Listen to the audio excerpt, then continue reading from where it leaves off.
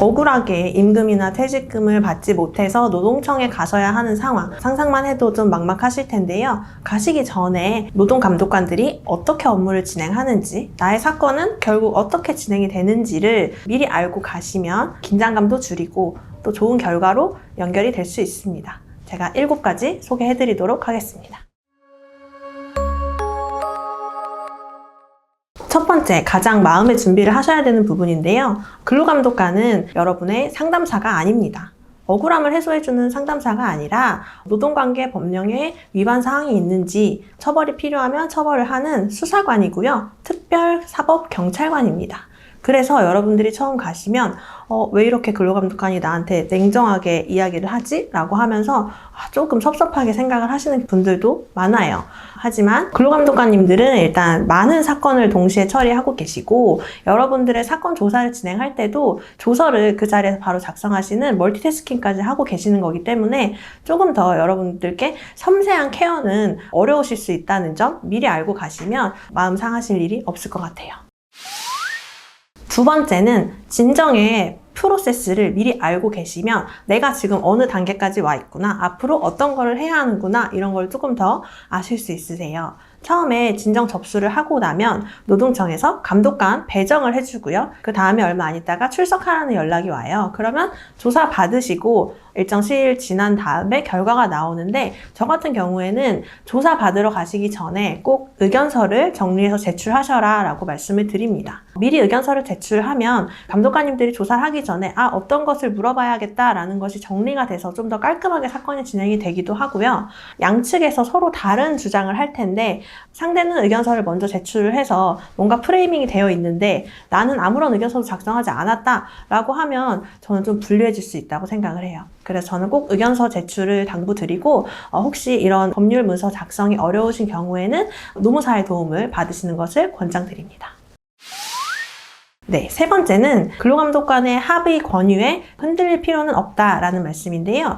감독관님들이 사건도 많고 신속히 해결되길 원하시다 보니까 합의를 권유하는 경우가 종종 있어요. 그러면 이 합의를 하지 않으면 나에게 불리한 것이 있는 게 아닐까라고 걱정을 하시는 분들이 있는데 합의 여부는 당사자 본인이 결정하시는 거라서 이런 권유에 흔들리실 필요는 없습니다. 다만 내가 갖고 있는 증거가 뭔가 불충분하거나 나에게 약간 불리한 면이 있다. 근데 상대 측에서 합의 의사가 있다라고 하면 이런 경우에는 합의를 고려해 보시는 것도 좋을 것 같습니다.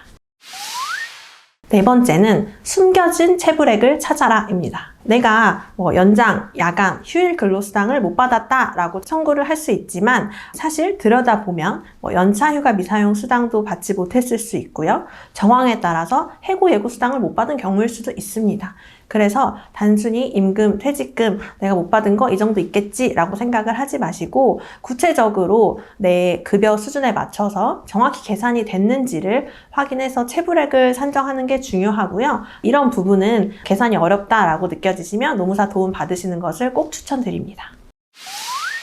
다섯 번째는 입증 자료가 부족한 것 같다고 포기하지 마시라는 겁니다. 입증 자료가 모두 완벽하게 있으면 당연히 좋겠지만 일부 구성이 안 돼 있는 경우가 있을 수 있어요. 이럴 때 나는 자료가 없어서 못하겠다라고 포기하지 마시고 다른 간접적인 방법으로 증빙을 제출할 수 있는 경우가 있거든요. 어떻게 제출하는지 판단이 어렵다면 꼭 노무사 도움 받으시길 추천드립니다.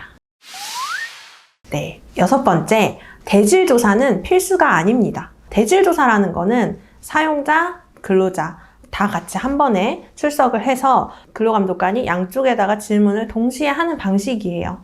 왜 이렇게 대질 조사를 하냐면 대부분은 근로자, 사용자 각각 조사를 하지만 양측의 주장이 너무 첨예하게 대립을 하거나 혹은 반대로 좀 합의가 될 것 같다라는 경우에는 근로감독관님들이 양쪽을 한 번에 불러서 대질 조사를 하는 경우가 있습니다.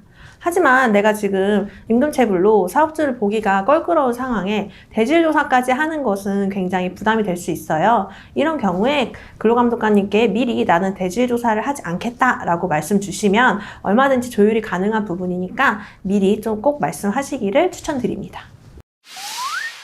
일곱 번째입니다. 출석 일정은 조정이 가능합니다. 진정 접수가 되어 근로감독관 배정이 되고 나면 며칠 내로 어떤 날 출석을 해라 라는 연락이 오는데요. 그날 개인적인 사정이 있으시거나 한다면 날짜를 조율을 할 수 있습니다. 다만 계속해서 일정을 미루게 되면 감독관이 재배정될 수도 있고요. 사건이 신속하게 해결되는데 어려움이 있으니 가급적이면 처음에 지정된 날짜에 출석하시는 것을 권장드리겠습니다.